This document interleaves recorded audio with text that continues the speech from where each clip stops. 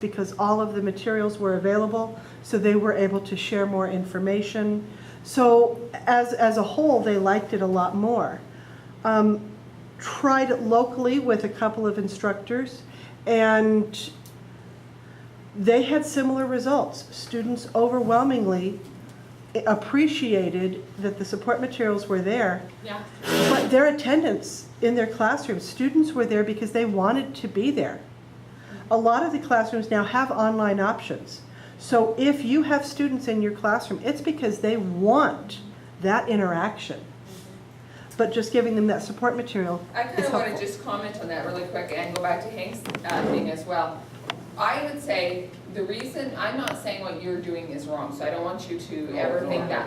All I'm thinking of, if my goal is engagement and my goal is learning, I might actually start even a little different way. I might have a question for them as they come through the door, or maybe an entry ticket for them, like a question I want answered by the time. So they're already thinking about what we're going to be doing that day. I may have an essential question on the board that everything, so they understand, oh, I don't know everything, and I'm starting to guide my thoughts that way.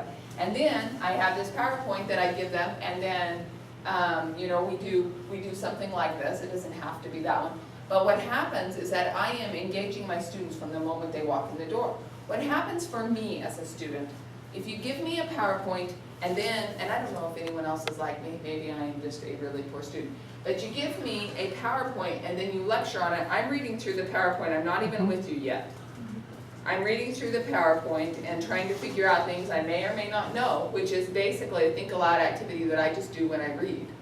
And I'm trying to figure it out. And then I kind of clue back in. I maybe doodle a little bit, maybe write a few notes, maybe write down my to-do list, because I may have a to-do list for after I get off work. And so I start my to-do list, because I figure if you're reading what you have on your PowerPoint, I can do that myself. Now, because I don't know what I don't know. So I have not realized that there are going to be codes I need to know and things like this. Or I may put a question mark by something and go, okay, I'll tune in on that slide. You know, that kind of thing. So what I'm saying is if your goal is learning and engagement, you want to make sure that you engage them from the moment.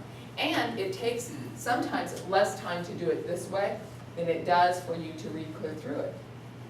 I want to just really quick, has anyone, really quick, was there anything in there that you had a question about? Because I don't want to leave you. I feel bad that I erased that. Could you write it in there so that I don't feel bad? No, you're good. You're good. They can tell it says guided practice instruction. Any questions? Anything that you thought, I need to do this. I need to do more of this. One thing that I was very thankful for last year is I found a good mentor. Mm-hmm. And I've taught for 7 years in the same department, but I've never, ever had somebody come evaluate. And they didn't have to. They weren't required. I wasn't required to have them come. But I went to a symposium, and that's what they said is one of the best things to find a mentor in your field who, like you said, will give you honest feedback. And that's part of the thing in here is that ability to reflect to someone else that cares about your teaching. So if you want to be a better teacher, find somebody who else cares about you and have them come to your class. They're not going to get paid. They're not going to get a bonus, but have someone do that, and that's part of that, you know, having someone who will coach you. And CSI needs to do a better job of that.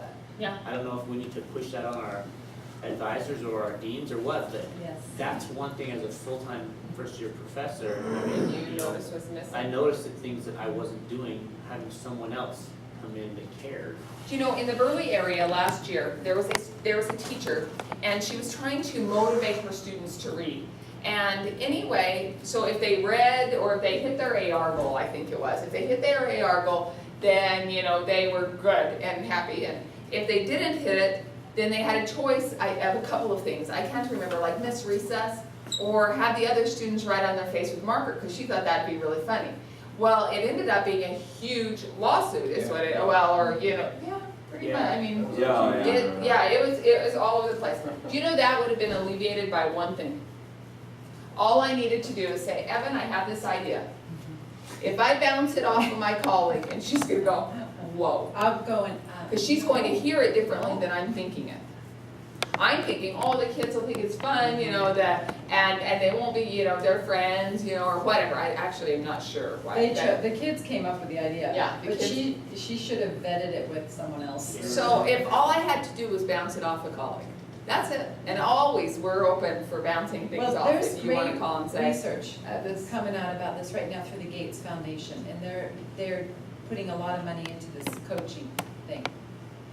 Okay, now I'd like you to go to your next article, and it's called The Secret, or Wait Talk, The Secret of Wait Time, or something like that, and I'm sorry. You're okay.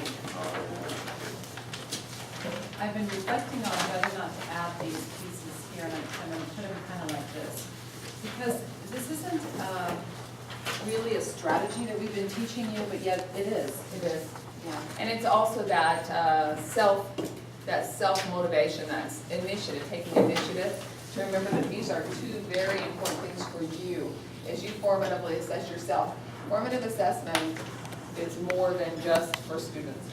Okay, I'm gonna give you about 5 minutes again to read this. What you're going to do before you start reading is you are going to use one of the blank pieces in your packet, pieces of paper, and you are going to write a thought that you had and a question. And then, as soon as you're done with that, then we'll start the activity. This is another one.